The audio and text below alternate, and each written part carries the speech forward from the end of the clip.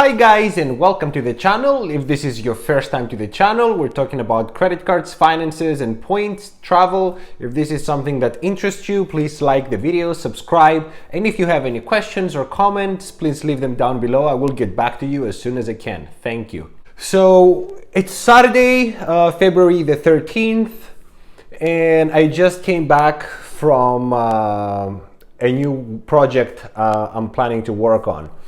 So it's a really bad weather, snowy day here in the DC metro area, and I just wanted to share some thoughts with you. It's days like this that really separate the winner mentality versus the submissive mentality and make the winners or the losers in life.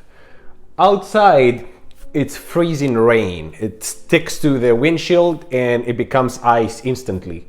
At the same time, that would be a great excuse for someone to stay home and cancel any work appointment. Keep in mind that I do have a full-time job that pays really good. There's always room for improvement, of course, but it pays everything and there's always something left to have some fun.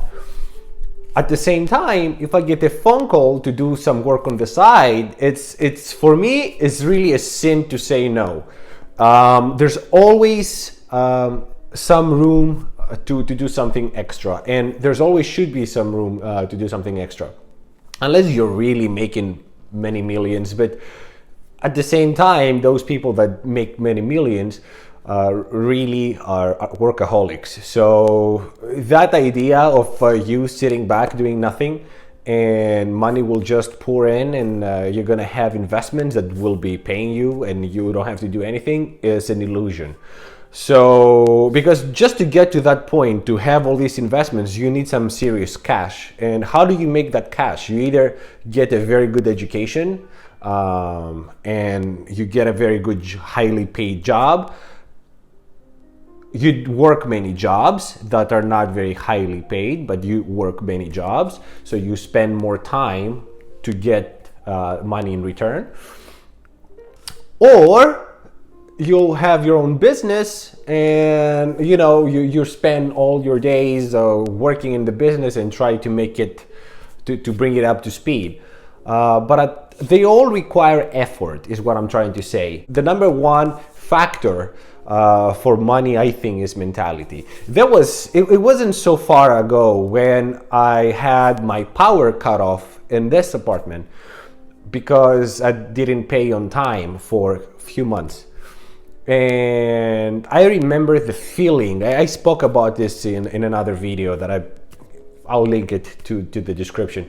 But there was a dark time in my life where I came one time home, there was no electricity in the house, my credit cards were maxed out, and so it was that day that really was the day that I started changing my mentality and everything. So now, even though I do make very good money and even I'm debt free for quite some time now, I cannot say no to extra work. I don't find the reasons to say no, and I cannot find any excuses not to go to an appointment, even on a day like this. So that means extra work for me in the weekends. Keep in mind that I'm working my regular job. I'm working on projects on the side. I'm a school student. I'm doing an MBA right now. And I do have a daughter. I'm a single dad. So, there's no time for anything.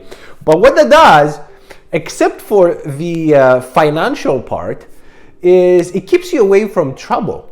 Keep in mind that many of you guys want to show off your cars, your phones, your fancy credit cards that we speak of in this channel. But if you really want to afford these kind of things, you need to stay away from trouble. If you're clubbing every night, you're drinking too much, you're looking for different women every night, that's all toys and troubles that keep adding up. If you spend your money in shots, to meet the next girl or to buy a fancier car than the one you're driving already. I drive a 2002 Acura MDX, and it has some issues every now and then, and I spend, I want to say, about $800 a year to keep it running.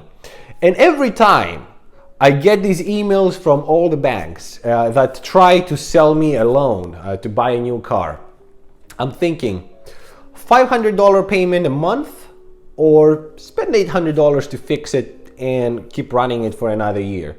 And there's a big difference for me there. I spend $800, that's less than 2 monthly payments, and I keep using my car that has been actually very reliable. And I don't need to show off to anyone because I'm engaged. And before that, I was married. So it's really like, the lifestyle, it's all the mentality, what you're building around. You have to keep you need to protect yourself around a nice bubble that you will create and that you will set the boundaries. And another very important aspect here is who you're hanging out with. You are the average of the 5 people that you mostly that you hang out with the most. So take these 5 people and do the average, and that's probably you. So keep in mind that whatever you're trying to go. I have talked to many people in the past, and it's funny to me how there's this mentality that, oh, I want to hang out with people that are lesser than me, even financially, education, or whatever else that might be, so I can be the top dog in the group. That's a loser mentality. If you're that kind of guy, please reconsider. I have good friends that are really good friends because I really like them. It has nothing to do with interests. We have not mixed our finances at any time in the past. But it's a good conversation that you can have with someone that can be eye-opening, and not only on mentality but on certain things like taxes, for example. You might get a good tip.